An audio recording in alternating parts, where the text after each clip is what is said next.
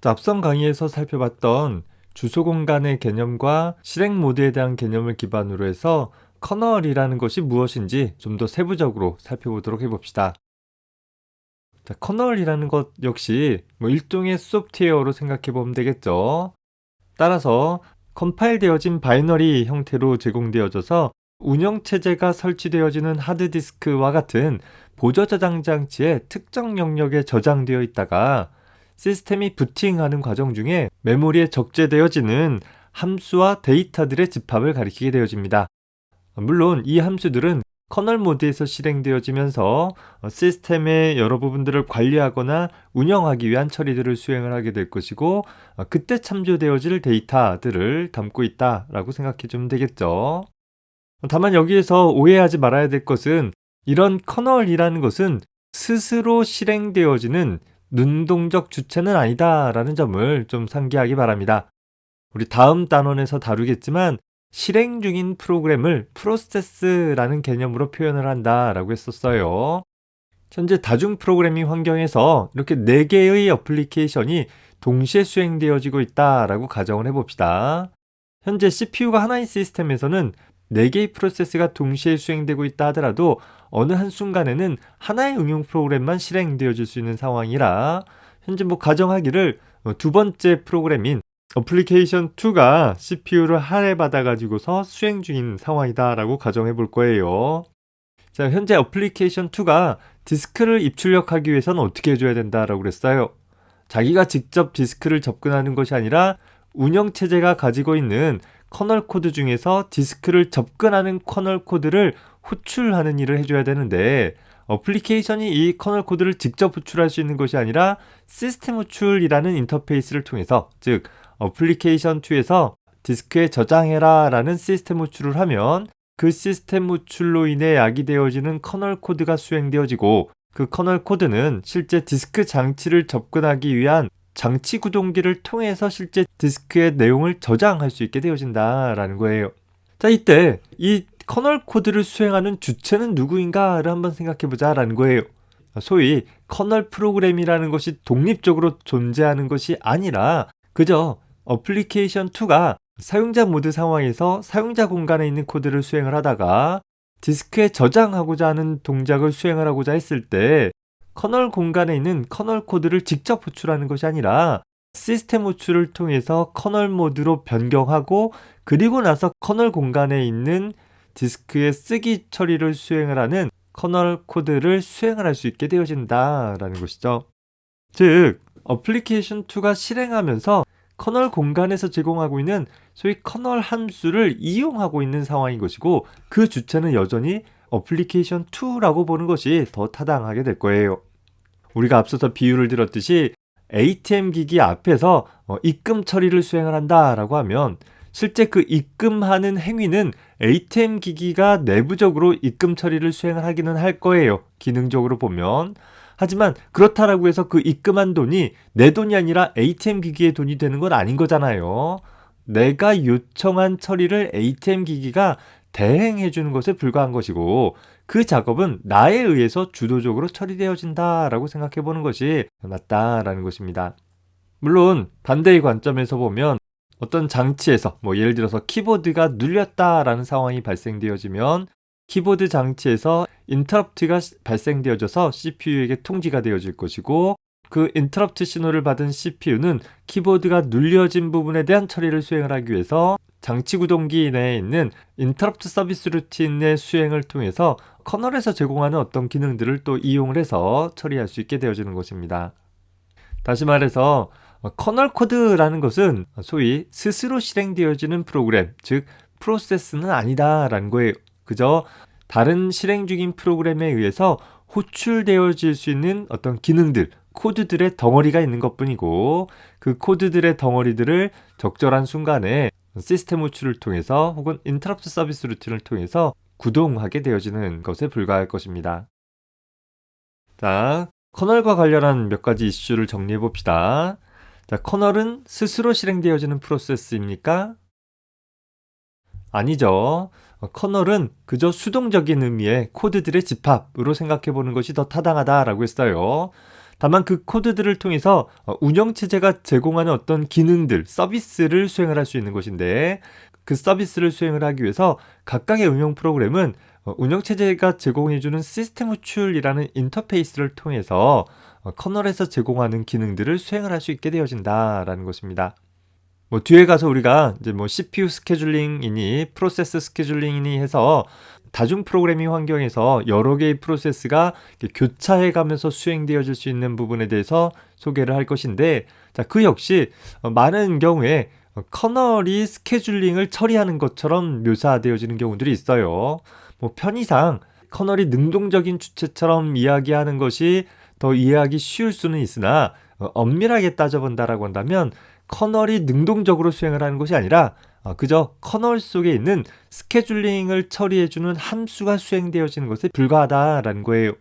다만 일반적인 사용자 공간에 있는 함수들과 달리 이 커널 영역에 있는 함수는 어떤 특정 프로세스의 종속적인 처리를 수행을 하는 것이 아니라 현재 시스템 내에 포함되어져 있는 전체 프로세스들에 대한 정보들을 가지고 있어서 하나의 프로그램을 수행을 하다가 이제 얘는 그만 수행하고 다른 애를 수행하도록 바꾸겠다라는 처리를 수행을 할 수 있는 그런 능력을 갖고 있다라는 거예요.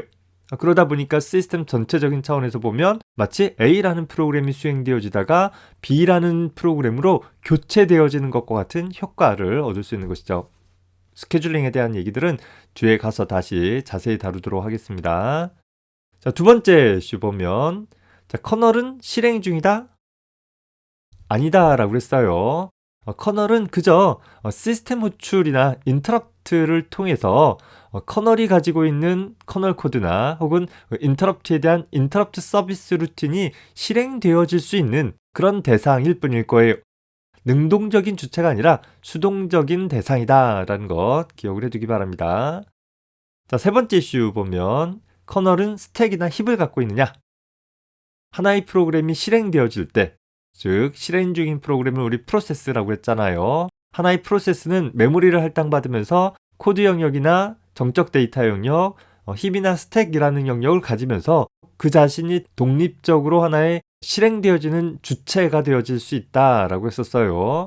자, 그런데 커널은 하나의 프로세스가 아니다라고 그랬잖아요.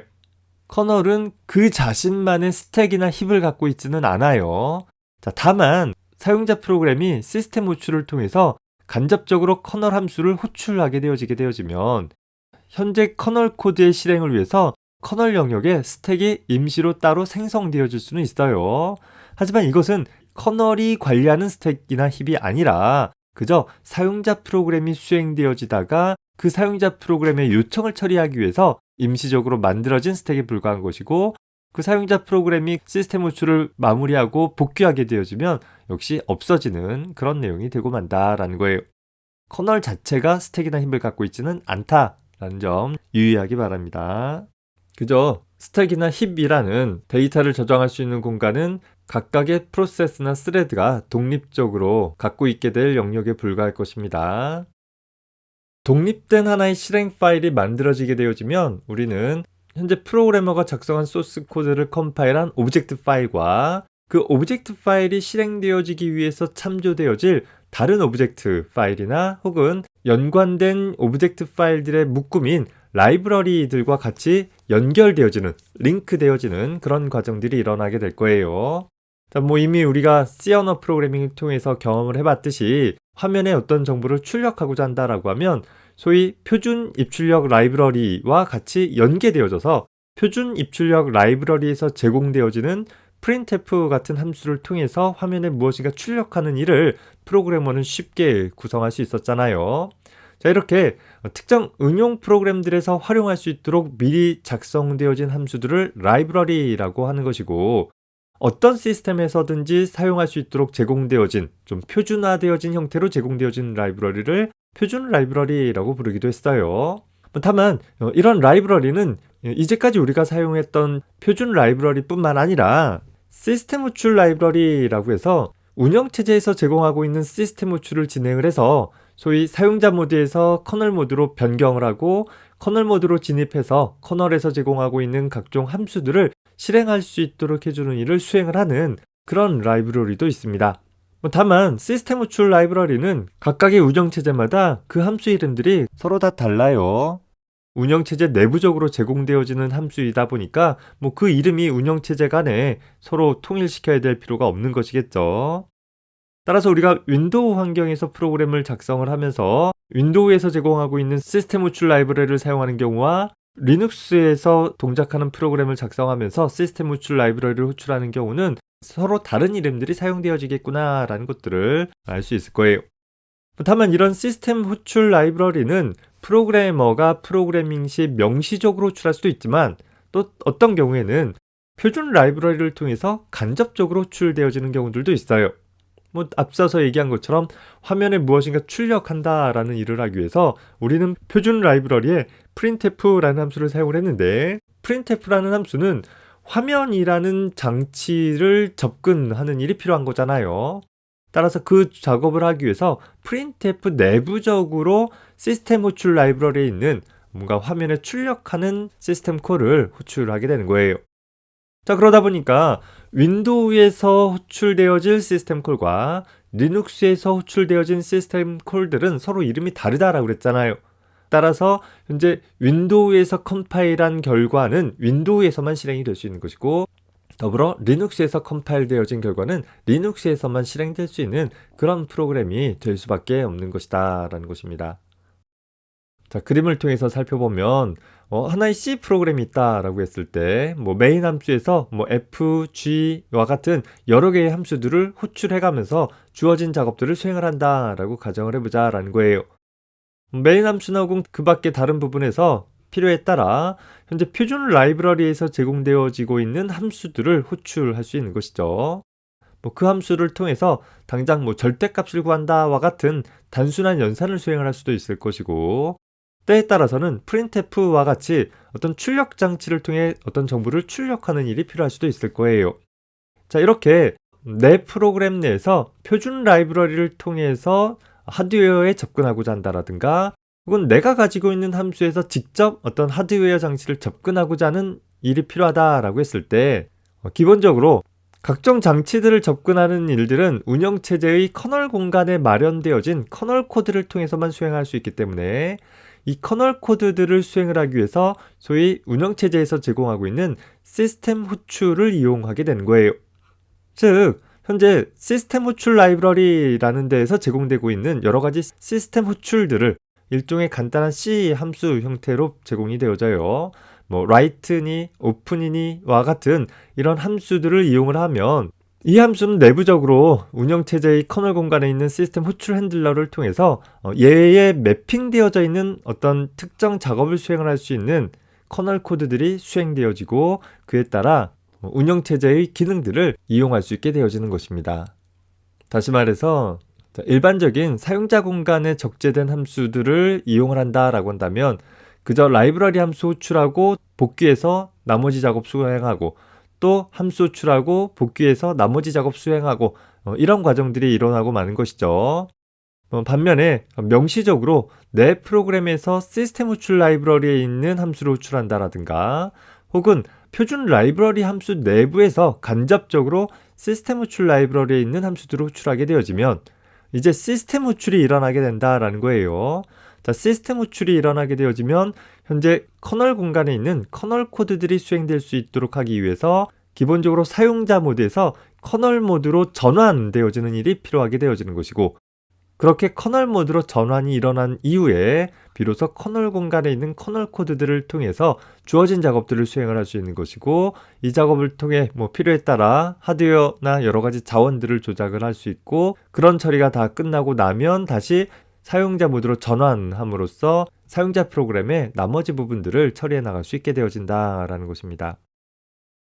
자, 이렇게 사용자 공간의 코드에서 커널이 제공하는 서비스, 즉 커널 코드 혹은 커널 함수를 수행시킬 수 있도록 요청하는 과정이나 행위 혹은 그런 일을 처리할 수 있도록 시스템 호출 라이브러리를 통해서 제공되어지는 함수들을 시스템 콜이라고 불러요.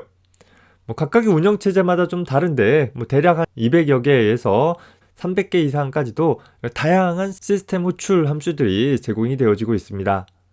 따라서 응용 프로그램은 이런 시스템 호출을 통해서 커널이 제공하는 기능들을 사용할 수 있게 되어지는 것입니다.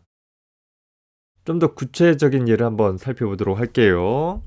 보조 저장 장치에 저장되어져 있는 파일로부터 데이터를 읽어드리는 작업을 위해서 read라는 시스템 호출 함수가 호출되었을 때의 처리 과정들에 대해서 좀 자세히 살펴보도록 해봅시다.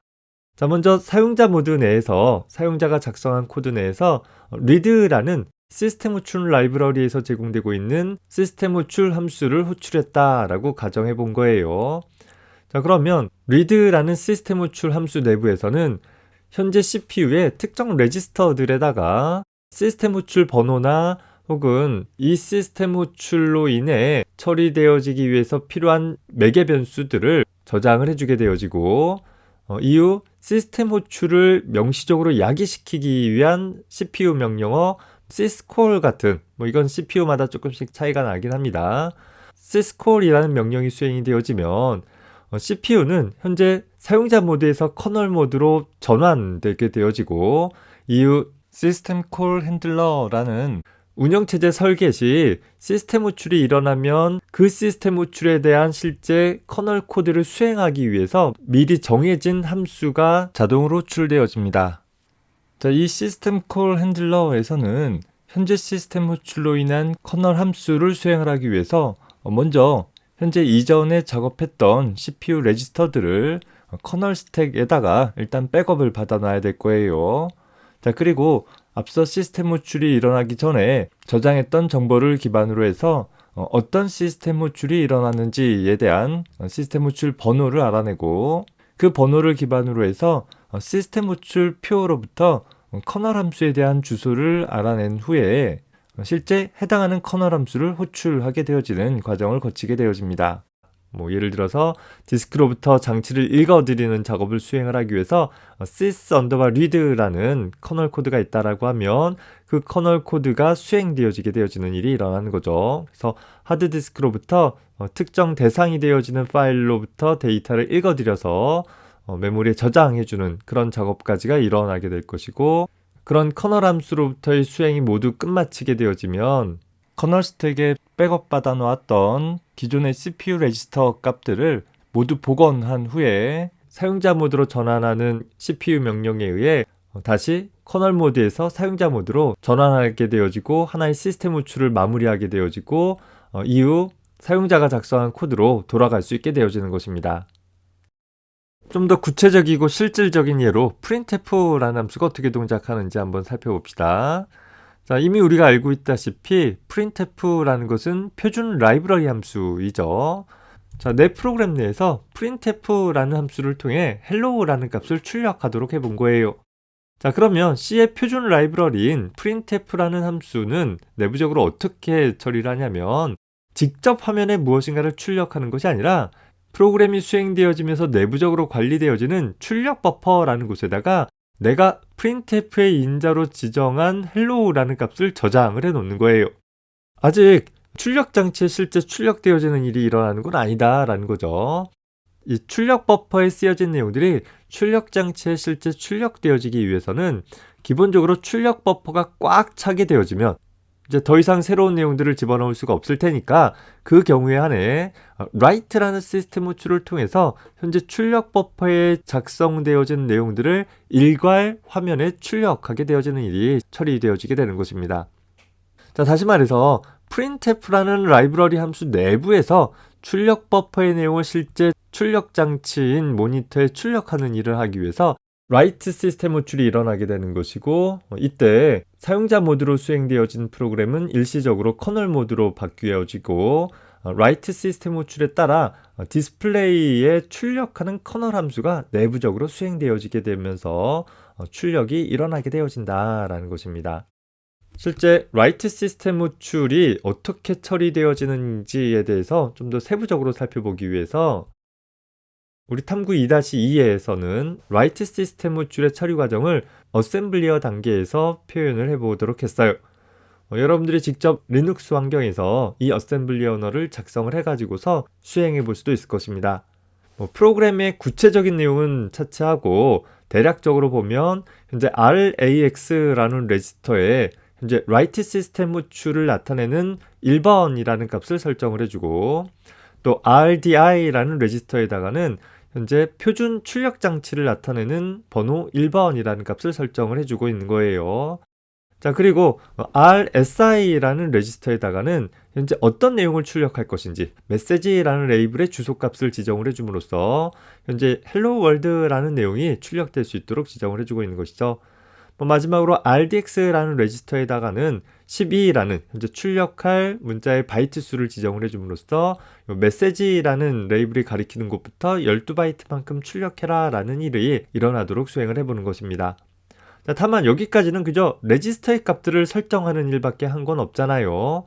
자, 이렇게 설정되어지는 내용들을 기반으로 해서 실제 시스템 호출이 일어나도록 하기 위해서는 현재 리눅스 환경에서는 syscall이라는 시스템 호출을 요청하는 명령을 수행을 해볼 수 있는 거예요.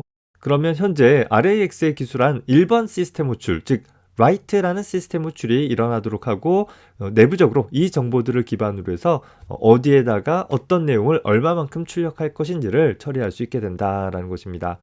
자, 이렇게 필요한 처리를 모두 끝마치게 되어지면 프로그램을 종료하기 위해서 exit라는 시스템 호출을 수행을 해줘야 합니다. 자, 이때 이 exit 시스템 호출은 소위 종료 코드라는 것을 호출축으로 반환해주는 일이 필요하게 되어져요. 우리 C 언어에서 보면 메인 함수 제일 마지막에 관례적으로 return 0이라는 구문을 사용을 하는 것을 상기해 볼 수 있을 것입니다. 자, 그 처리를 하기 위해서 RAX라는 레지스터에다가 60이라는 exit라는 시스템 호출에 대한 번호를 기술을 해주고 RDI라는 레지스터의 값을 exclusive와 자기와 자기 자신을 exclusive화하면 0의 값으로 설정이 되어지잖아요. 보통 정상적인 종료이다 라는 상태를 나타내기 위한 종료 코드 값으로 0을 설정한 후에 역시 syscall이라는 시스템 호출을 요청하는 기계어 명령을 수행을 해주게 되어지면 exit라는 시스템 호출이 처리되어져서 현재 프로그램이 종료되어지게 된다라는 것입니다. 자, 앞서 봤던 write 시스템 호출에 대한 처리를 실제 한번 리눅스 환경에서 실습을 해봅시다. 여러분들 각자 사용을 할 수 있는 리눅스 시스템을 하나씩 준비를 해두고 또 리눅스 환경을 사용을 해보는 연습을 좀 해두자라고 했었죠. 특별히 가상머신 같은 것을 통해서 직접 리눅스 시스템을 운영할 만한 상황이 되지 못한다라고 하면 이 사이트를 통해서 리눅스 시스템을 에뮬레이션 해볼 수도 있긴 합니다. 자, 사이트에 접속을 해보면 다음과 같은 창이 나타나는데 여기서 사인업해서 새로 계정을 만들어서 로그인해서 사용을 하거나 아니면 계정 생성 없이 사용을 해볼 수도 있습니다. 일단 계정 생성 없이 진행을 해봅시다. 여기서 익명 계정으로 사용을 하겠다 선택을 해주고 아래쪽에 코칼크 프로젝트에 접속을 해주면 새로운 프로젝트를 만들도록 하고 있죠. 물론 계정을 생성을 하면 여러분들이 작업했던 내용들을 좀 더 오래 유지할 수 있는 그런 장점들이 있긴 합니다. 예를 들어서 챕터 2라고 입력을 하고 새로운 프로젝트 만들어주면 자, 다음과 같은 화면이 나오죠. 자, 여기서 스타트 프로젝트 눌러주면 다음과 같이 나오고 여기서 다시 크리에이트 부분 눌러주면 어떤 것을 만들 것인지를 나타나는데 여기서 리눅스 터미널이라는 부분 선택을 해주면 다음과 같이 리눅스 터미널이 시작되어지고 프롬프트가 표시되어지는 것을 볼 수 있습니다. 여기서 바로 작업을 해볼게요. 현재 리눅스 명령 중에서 pwd라고 하면 현재 작업 디렉토리의 경로명을 보여주죠. 자, 이 상태에서 우리가 새로운 프로그램 소스 코드를 작성을 해줘야 되니까 vi 에디터를 통해 가지고서 hello.s라는 어셈블러 코드를 작성하기 위한 소스 코드를 편집을 해봅시다. 우리 vi 에디터 사용 방법은 좀 낯설기 때문에 여러분들이 꼭 따로 확인을 해봐야 될 거예요. 현재 편집 모드를 insert I자 눌러서 삽입 모드로 변환한 다음에 코드를 작성을 할 것인데 그냥 간단한 입력을 위해서 주석 부분은 다 생략을 해보고 작성을 해봅시다. 코드에서 샵으로 시작되어지는 부분이 모두 다 주석 처리되어지는 부분이에요. 좀 더 코드를 깔끔하게 알아보기 쉽게 하기 위해서 적절하게 들여쓰기를 사용을 할 것인데 탭을 눌러서 들여쓰기를 해봅시다. 첫 번째 시작점을 지정을 하고 코드 영역을 기술을 하기를 선언한 후에 레이블 값 설정을 하고 RAX 레지스터의 시스템 호출 번호 설정하고 RDI 레지스터의 표준 출력 장치에 대한 디스크립터 번호 설정을 하고 RSI 레지스터에 메시지라는 레이블의 주소값을 설정을 해 볼 것이고, 아직 메시지는 설정이 안 되어 있죠. 먼저 해볼까요? 메시지라는 부분은 ASCII로 헬로 월드라는 문자열에 대한 공간이 될 거예요. 자, 우리가 내려왔으니까 커서를 이동하기 위해서 ESC 눌러주게 되고 K 눌러서 한 칸 위로 올라가 주면 되겠죠. 또 K 눌러서 한 칸 더 올라가고 나서, 자, 여기에다가 삽입을 해줘야 되는 것이니까 현재 커서가 있는 공간 위쪽에 삽입을 하기 위해서 대문자 O 눌러주게 되어지고, 역시 탭키 눌러주고 무브 하기를 12라는 값을 RDX 레지스터에다 집어넣어준 후에 syscall이라는 명령을 통해서 현재 앞서 레지스터에 설정한 내용을 기반으로 해서 시스템 호출이 일어나도록 명령을 해볼 수 있는 것입니다. 자, 이후 60이라는 값을 RAX 레지스터에다 집어넣고 얘가 exit 시스템 호출에 대한 번호이다 라고 했어요. 비트 연산 exclusive OR을 통해서 RDI 레지스터 값을 0으로 바꾼 후에 syscall이라는 시스템 호출을 강제로 야기시켜 주게 되어지면 exit라는 시스템 호출이 일어나게 되어지죠. 자, 모든 입력이 마쳤으니까 ESC 눌러주고 콜론 입력한 다음에 요 아래쪽 명령행 모드인 거죠. write q 저장하고 벗어나라 라는 명령을 수행을 해주면 되는 것입니다. 자, 보면 ls 해서 보게 되어지면 현재 hello.s라는 소스 코드가 하나 작성되어진 것을 볼 수 있죠. 자, 얘를 실행을 하기 위해서는 어셈블에서 하나의 실행 파일을 생성해내는 일이 필요하게 될 거예요. 명령을 수행을 하고 나서 보면 이제 a.out이라는 실행 파일이 생성된 걸 볼 수 있어요.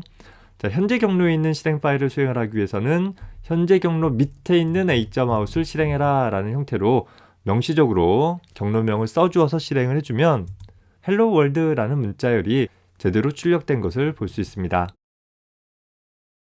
자, 이런 시스템 호출은 일반 사용자 공간에 있는 함수 호출에 비해서 많은 시간적인 비용이 발생하게 되어지는 특징들을 갖고 있어요.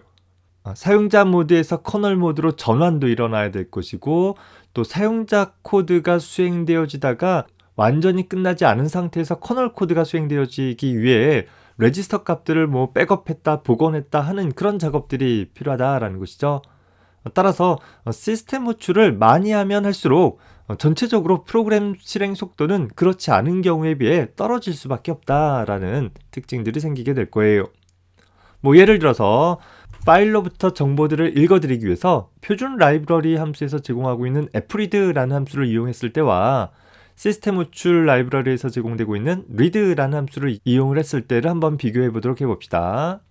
자, 파일로부터 100바이트씩 10번 읽어드리는, 즉 1000바이트를 읽어내는 일을 다음과 같이 for 반복문을 통해서 구성을 했다라고 가정을 해본 거예요.